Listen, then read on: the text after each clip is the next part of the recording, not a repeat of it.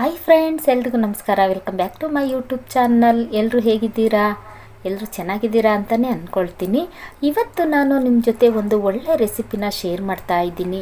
ಅದೇನಪ್ಪ ಒಂದು ಒಳ್ಳೆ ರೆಸಿಪಿ ಅಂದರೆ, ಸಿಂಪಲ್ಲಾಗಿ ಒಂದು ಕಪ್ ಪುರಿಯಿಂದ ನಾನು ಈ ಸ್ವೀಟ್ಸ್ ಮಾಡಿದ್ದೀನಿ. ಈ ಸ್ವೀಟ್ಸ್ ರುಚಿ ಏನಾದರೂ ನಿಮಗೆ ಗೊತ್ತಾದರೆ ಖಂಡಿತ ನೀವು ಬೇಕ್ರಿಯಿಂದ ಸ್ವೀಟ್ ತೊಗೊಂಡು ಬಂದು ತಿನ್ನೋದನ್ನೇ ಮರ್ತು ಬಿಡ್ತೀರಾ. ಅಷ್ಟು ರುಚಿಯಾಗಿದೆ.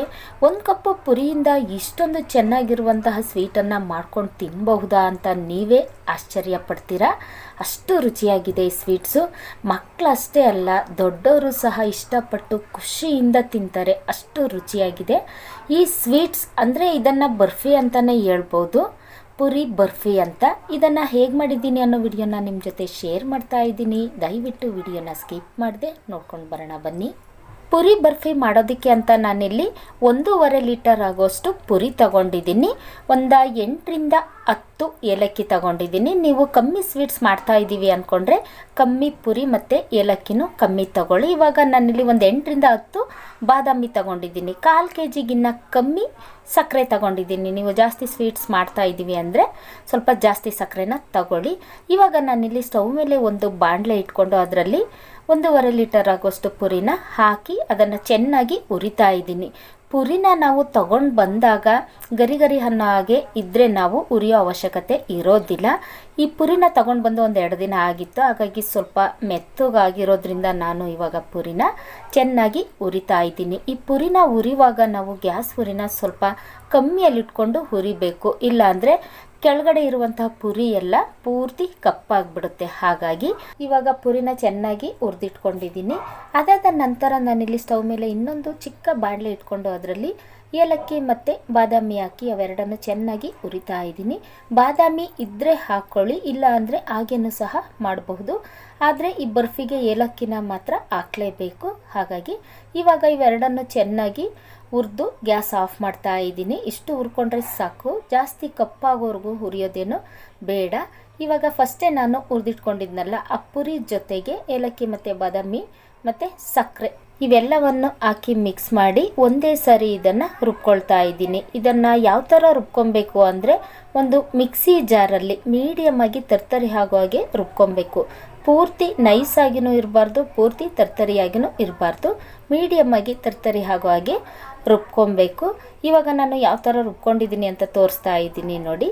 ರವೆ ಬರುತ್ತೆ ನೋಡಿ, ಸಣ್ಣ ರವೆ, ಆ ಥರ ಇದನ್ನು ರುಬ್ಕೊಂಡಿದ್ದೀನಿ. ಇವಾಗ ಇದಕ್ಕೆ ನಾನು ನೀರು ಹಾಕ್ತಾ ಇಲ್ಲ, ಸ್ವಲ್ಪ ಹಾಲು ಹಾಕ್ತಾ ಇದ್ದೀನಿ. ಒಂದೇ ಸರಿ ಜಾಸ್ತಿ ಹಾಲನ್ನು ಹಾಕಿದರೆ ತೆಳುವಾಗಿಬಿಡುತ್ತೆ. ಹಾಗಾಗಿ ಸ್ವಲ್ಪ ಸ್ವಲ್ಪ ಹಾಲನ್ನು ಹಾಕಿ ಚೆನ್ನಾಗಿ ಮಿಕ್ಸ್ ಮಾಡ್ತಾ ಇದ್ದೀನಿ. ಸ್ವೀಟು ಕರೆಕ್ಟಾಗಿದೆಯೋ ಇಲ್ವೋ ಅಂತ ಚೆಕ್ ಮಾಡ್ಕೊಳ್ಳಿ. ಇವಾಗ ನಾನು ಅದನ್ನು ಚೆಕ್ ಮಾಡಿ ಹಾಲು ಹಾಕ್ತಾ ಇದ್ದೀನಿ. ಸ್ವೀಟು ಕರೆಕ್ಟಾಗಿದೆ. ಬರ್ಫಿ ಗಟ್ಟಿ ಆದರೆ ಸ್ವಲ್ಪ ಹಾಲು ಹಾಕ್ಕೊಂಡು ಮೀಡಿಯಮ್ ಆಗಿ ತೆಳು ಮಾಡ್ಕೊಬೋದು.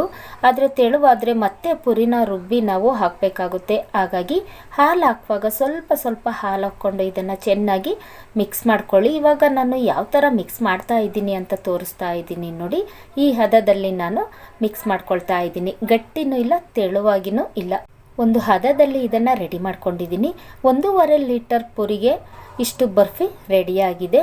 ಇವಾಗ ಇದನ್ನು ನಾನು ಒಂದು ಬಾಕ್ಸಲ್ಲಿ ಹಾಕಿಡ್ತಾ ಇದ್ದೀನಿ. ನೀವು ಯಾವುದ್ರಲ್ಲಿ ಬೇಕಾದ್ರೂ ಇದನ್ನು ಹಾಕಿಡ್ಬೋದು.